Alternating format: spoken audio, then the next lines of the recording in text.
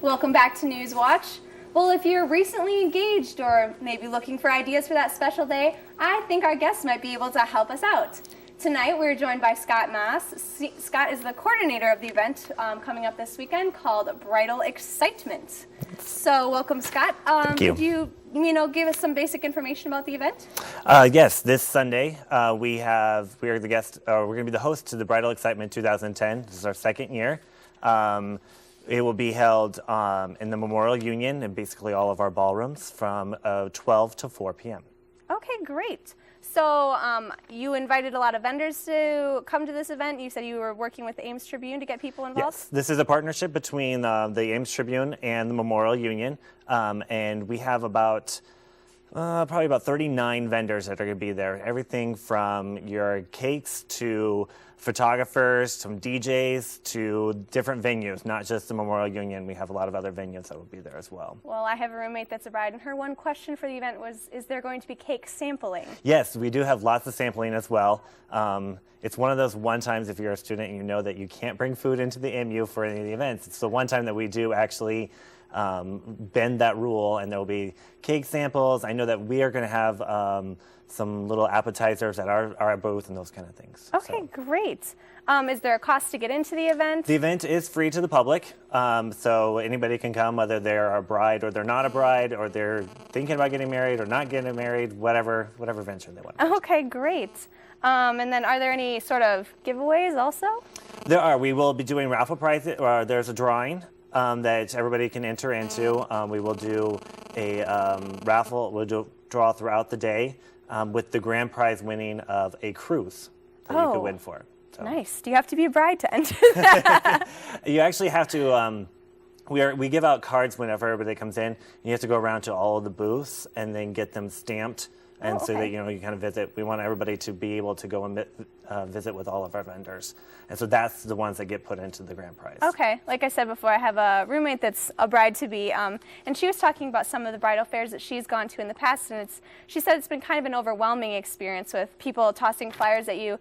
Do you think this event is maybe a little bit different since it's not necessarily a smaller setting, but a different location? It is a different location. It's not a lot of the times when you go to bridal fairs, there are big venues.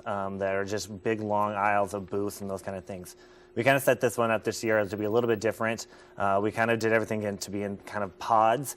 That way people feel a little bit more, it's a more intimate setting. People are a little bit, you can have that one-on-one conversations with people and kind of be able to meander around through the ballrooms and not feel like you're in this big vast area and those kind of things. Okay, that sounds like a great idea. And then I also read that there are some fashion shows going on at the event. Yes, we do have 2 fashion shows. Schaefer's Bridal in Des Moines is one of our partners, and they will be providing us with a fashion show at 1 and 3 o'clock. Their fashion shows are basically they're just focusing just on bridal gowns, bridesmaid dresses, and those kind of things. We just added a new component today. We will have a tuxedo show that will happen right after each one of those bridal shows. One of our vendors is going to be providing us with probably about a 5 to 10 minute tuxedo show. Tuxedos are tuxedos, but just the different colors and styles and what's the latest things that are for this year. So what do you think are some of the benefits of going to a bridal fair in general for someone looking to get married? Right. The reason that I started this venture is to provide a community service for Ames, to be able to bring one-stop shopping for a lot of the brides that I work with throughout the year, as well as community members. So the biggest benefit is it's one-stop shopping. You have a lot of the different things. So if you're just at stage 1 of your planning, you can go and talk about cakes or photographers, what kind of DJs. You can even look at different venues and those kind of things.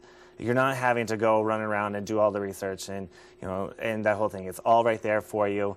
You can see what the latest fashions are. They're going to be right there on the runway. See what the hot new colors are, because colors are a big thing for weddings. So you want to make sure that you're always staying in style on that route. So It's all right there. I mean, for me, it's a huge benefit, as well as, you get to sample different foods and those kind of things. So. Exactly.